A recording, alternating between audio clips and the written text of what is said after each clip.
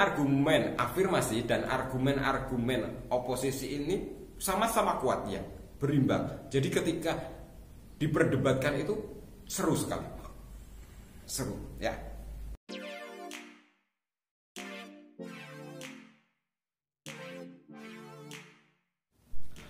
Assalamualaikum warahmatullahi wabarakatuh. Hai semuanya, terima kasih telah mampir di channel Gurupedia. Nah, di video kali ini kita akan belajar mengonstruksi bagian-bagian debat. Nah, di pertemuan kemarin ya, bagi kalian yang masih bingung apa itu debat, kemudian unsur-unsurnya apa saja, silahkan kalian tekan link di atas. Oke, kita lanjut. Ada beberapa hal yang penting dalam sebuah debat, salah satunya yaitu unsur-unsur debat. Nah, apakah kalian masih ingat apa saja unsur-unsur yang harus ada dalam sebuah debat?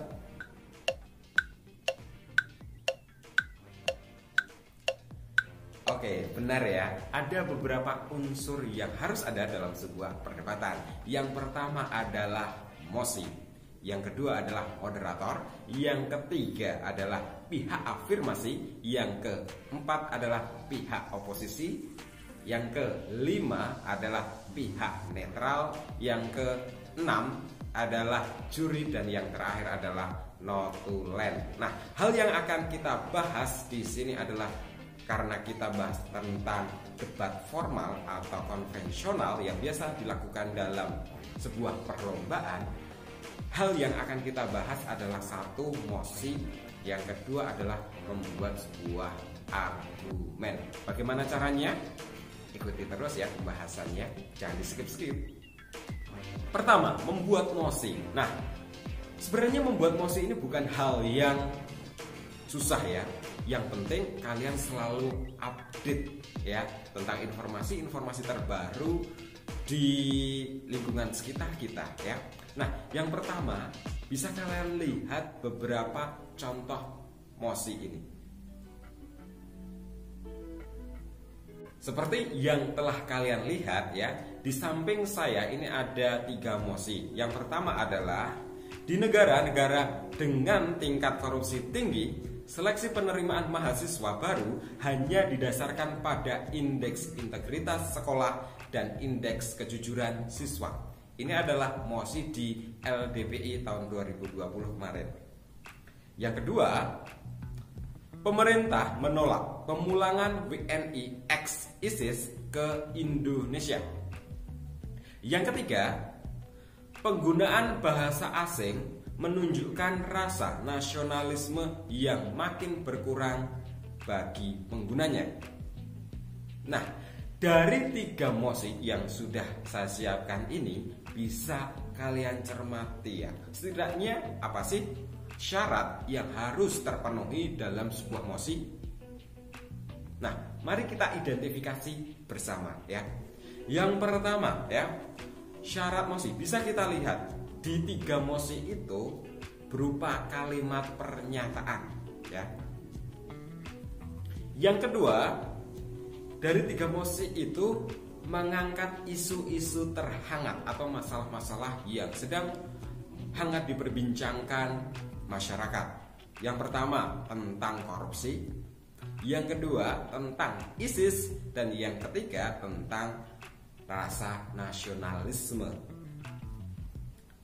Yang ketiga ya, syarat yang harus ada dalam sebuah mosi yaitu berimbang.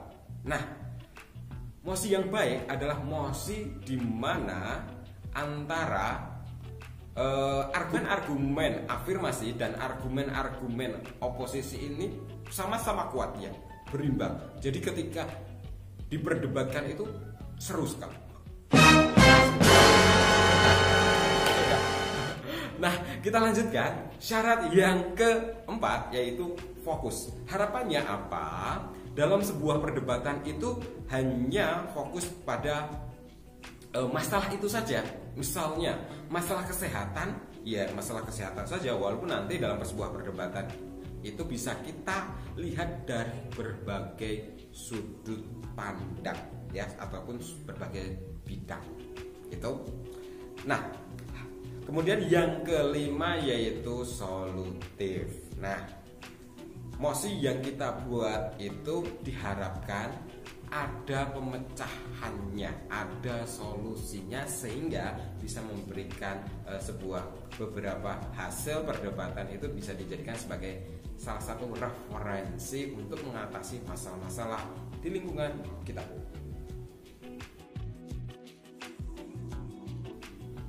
Baiklah, langsung saja ya, kita praktek bagaimana cara membuat mosi yang bagus.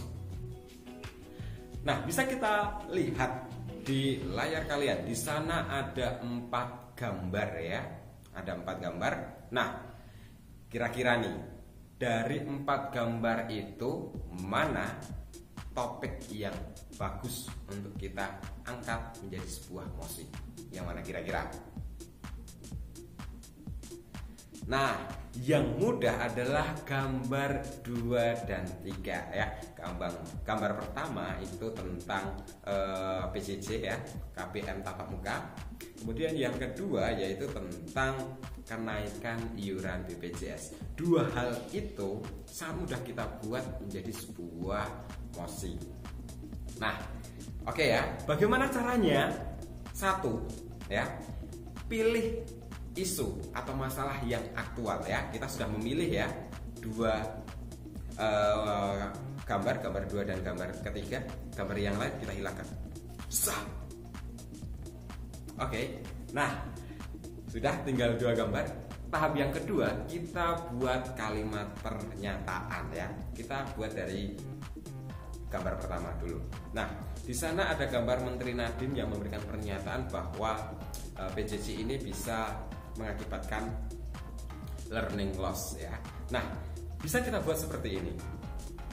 Kemdikbud merencanakan KBM tatap muka agar tidak terjadi learning loss.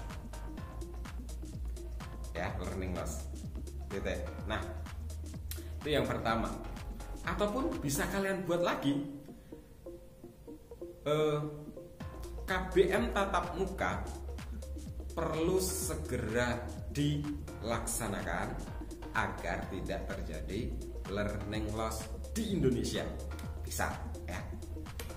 Oke, sampai di sini paham ya. Kita lanjutkan gambar yang kedua. Misalnya kita buat pernyataan seperti ini. Kebijakan kenaikan iuran BPJS bentuk ketidakperpihakan pemerintah kepada masyarakat. Nah, iuran BPJS ini termasuk hal yang seru untuk kita jadikan topik perdebatan ya. Nah, selain contoh pernyataan-pernyataan yang saya berikan tadi, kalian bisa mengadopsi atau membuat kalimat-kalimat yang lain selama memenuhi syarat tadi.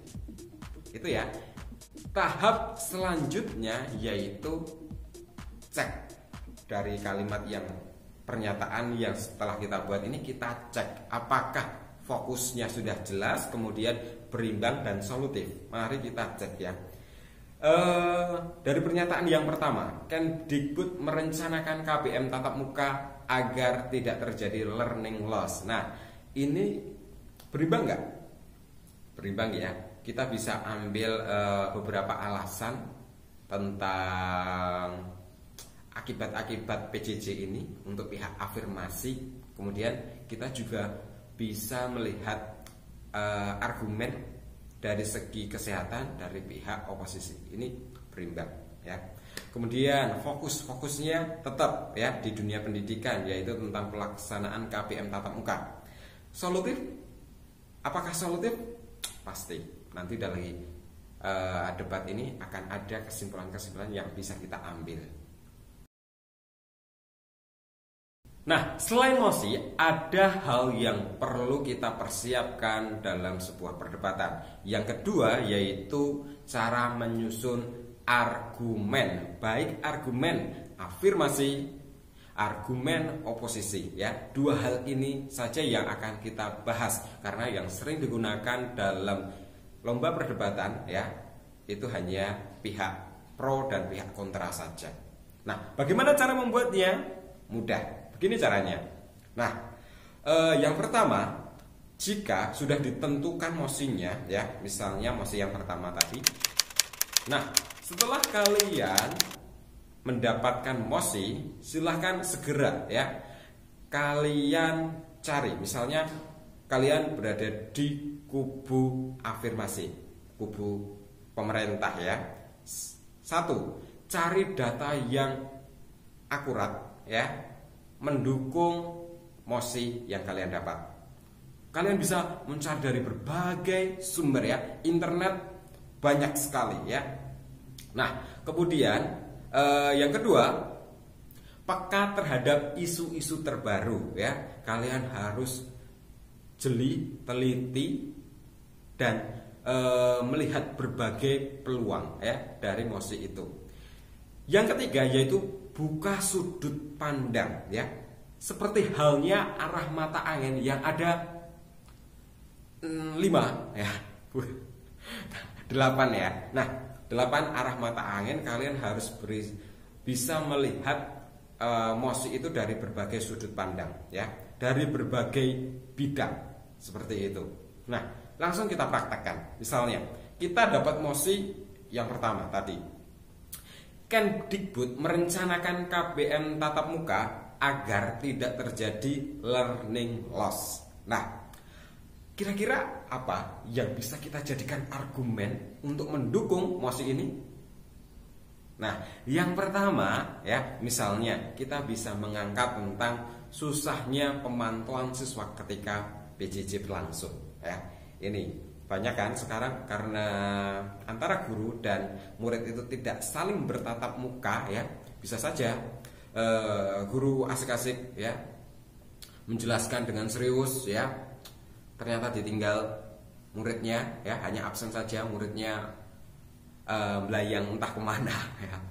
Itu yang pertama. Nah, yang kedua, tidak efektifnya KBM daring. Nah, ini bisa kita jadikan sebuah evaluasi dari kegiatan pembelajaran jarak jauh.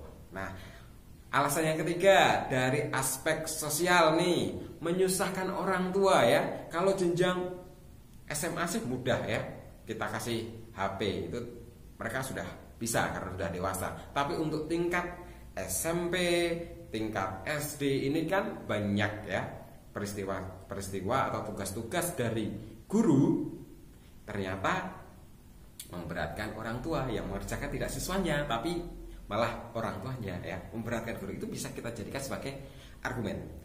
Dan yang dari sudut pandang ekonomi ya, ekonomi, penggunaan kuota data ponsel yang membengkak, yang boros, itu bisa kita jadikan salah satu alternatif argumentasi. Dan yang terakhir adalah dari bidang kesehatan.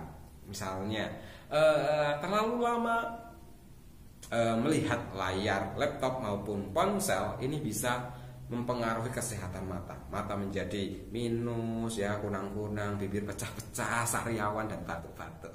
Oh no. Oke ya. Nah, itu bisa kalian jadikan sebagai argumen untuk pihak afirmasi atau pihak pro. Selanjutnya kita akan membuat ya argumen dari tim oposisi. Bagaimana caranya? Tidak berbeda halnya dengan cara membuat argumen afirmasi. Yang pertama, setelah kalian mendapatkan mosi, segera ya kalian cari data dari berbagai sumber. Yang kedua, peka terhadap isu-isu yang sedang hangat diperbincangkan di lingkungan kita. Yang ketiga, buka sudut pandang dari berbagai bidang. Kita harus jeli mencari argumen yang tepat untuk menyanggah ya ataupun menolak pernyataan di mosi itu. Dan yang penting ini, yang membedakan dengan argumen dari afirmasi adalah spekulasi argumen alasan untuk menyanggah ataupun membalas argumen dari pihak afirmasi. Nah, gimana caranya? Mari saja kita langsung praktek ya. Yang pertama ya, tadi kita sudah pilih pernyataan pertama ya sebagai contoh. Kemdikbud merencanakan KBM tatap muka agar tidak terjadi learning loss. Nah, hal yang bisa kita jadikan argumen yang kuat untuk mosi ini yaitu bidang kesehatan. Ya, kita tahu bahwa saat ini kan sedang pandemi nih, maka track record korban pandemi ini kan juga selalu naik. Ini bisa kita jadikan argumen untuk memperkuat pihak oposisi ya. Dan kalian bisa memberikan sebuah contoh-contoh kasus-kasus dari berbagai daerah ataupun dari berbagai kota untuk mendukung argumen dan memperkuat alasan kalian ini. Kemudian dari pihak efektivitas ya, dari pihak pendidikannya. Nah,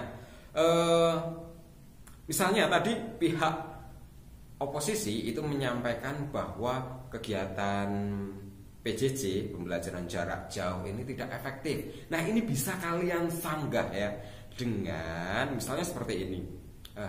Tidak efektifnya suatu kegiatan belajar mengajar itu tergantung bagaimana guru menyajikan kegiatan belajar yang sekreatif mungkin. Selama guru itu mau memanfaatkan berbagai teknologi, kemudian aplikasi yang sekarang banyak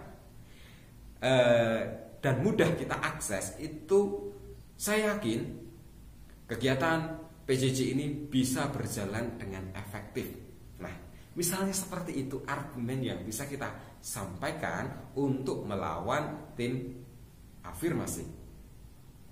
Nah, demikian tadi ya beberapa cara membuat mosi dan membuat argumentasi baik yang tim afirmasi dan tim oposisi.